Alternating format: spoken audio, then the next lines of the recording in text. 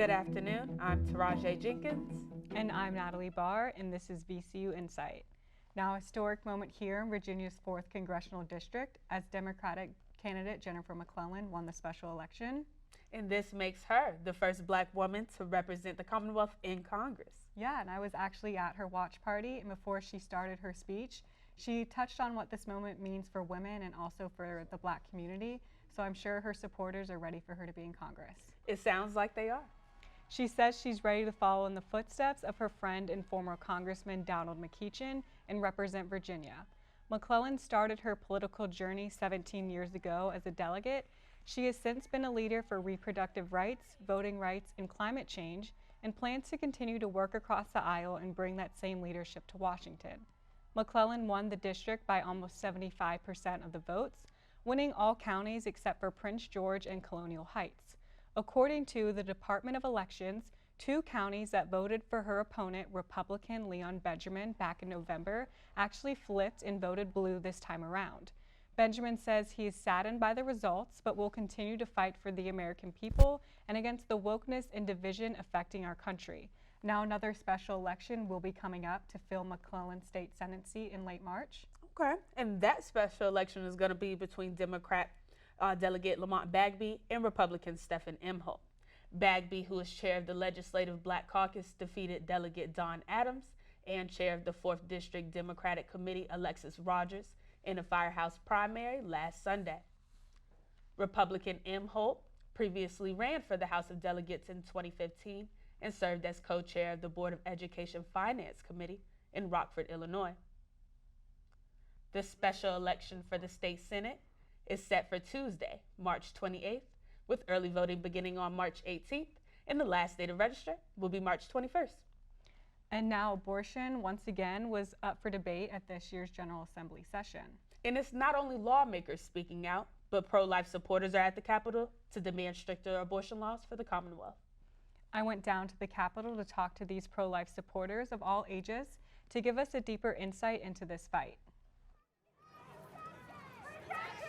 Colette Morin is no stranger when it comes to supporting the pro-life movement. Well, ever since I was a teenager, I've been involved with this movement. Morin says the laws Virginia Democrats are trying to pass during this session are the most extreme. We've gone from, safe and rare to abortion, basically abortion on demand. Anytime. She believes the debate for abortion rights between legislators should stay at the state level and not for the federal government to decide. Now, both Governor Glenn Youngkin and Attorney General Jason Miyares were in attendance, and the governor said the voters elected a pro-life governor, and those are the laws that he is committed to bring to our state. Students for Pro-Life America movement pride themselves as the post-Roe generation, electing leaders who are in line with their pro-life mission. Teresa Santafamilia is among many of the young people involved in the organization.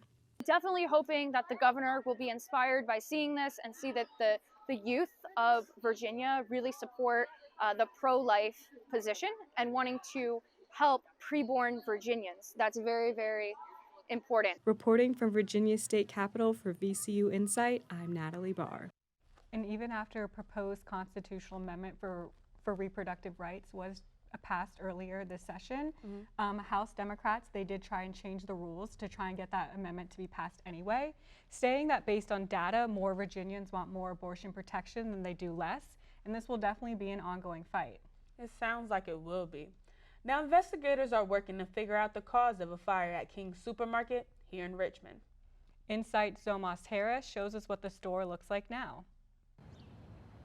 You can see what the fire here at King's Supermarket has done. The fire has left many doors boarded up and has also left the building closed for the foreseeable future. Firefighters were called Monday morning to the store just after 6. Crews spent about an hour controlling the flames and say the damage is significant, but the building is not a total loss. There were no injuries reported. Here shows the aftermath of the fire inside the store. Store owner John says he has insurance and plans to rebuild the store as soon as possible. But he's more worried about his customers because thousands depend on the store. Thousands of people depend on my store, so my job will be, one good thing is I have insurance, so I just finish talk with them, and we're just trying to build back the store as soon as possible. In the meantime, the store owner is asking other stores to help his employees find jobs during the closure. Reporting for VCU InSight, I'm Zilmas Harris. Movieland in Richmond will no longer allow anyone under 17 at the theater. But InSight's Rachel Oliver tells us the new policy is only after a certain time.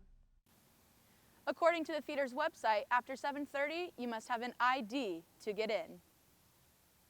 That rule will be in place no matter the movie's rating starting March 3rd. Bowtie Management tells local news stations this ban stems from customer requests. It's not clear if the company's other theaters will follow suit.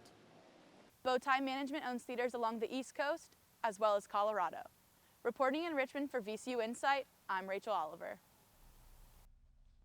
Following the death of a VCU student who was recently killed while crossing the street, the university is now taking steps to help spread pedestrian awareness. Some of the efforts include having safety ambassadors dressed as referees at crosswalks. Police are also speaking with students. The referees and officers blow whistles and dribble basketballs if a person violates a rule. For example, crossing a road during a red light. VCU will now team up with the Richmond Police along with the Virginia State Police to construct more initiatives to combat this issue. VCU is honoring Adam Oakes, the student who died 2 years ago after a hazing incident off campus. Mark Gadd shows us how Oakes is being remembered.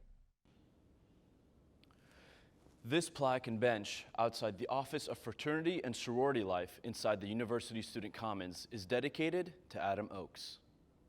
VCU held an inaugural day of remembrance this week on the anniversary of Oakes' death. The plaque features a QR code that connects to a webpage dedicated to Oakes and how to honor his memory, including hazing prevention education. Oakes was a 19-year-old freshman at the university when he died in February 2021 due to alcohol poisoning following an off-campus fraternity event. The fraternity has since been disbanded. Since the tragedy, VCU has done a number of things, like implementing measures to limit alcohol use and reducing the likelihood of students experiencing hazing on campus. Reporting from Richmond, I'm Mark Gadd, VCU InSight. Student debt continues to be a hot topic. The Supreme Court is now hearing arguments on President Biden's student relief program. Yabo Hunu takes a look at how this decision will affect millions of Americans. About 26 million people have applied to the program and are waiting for the Supreme Court's decision.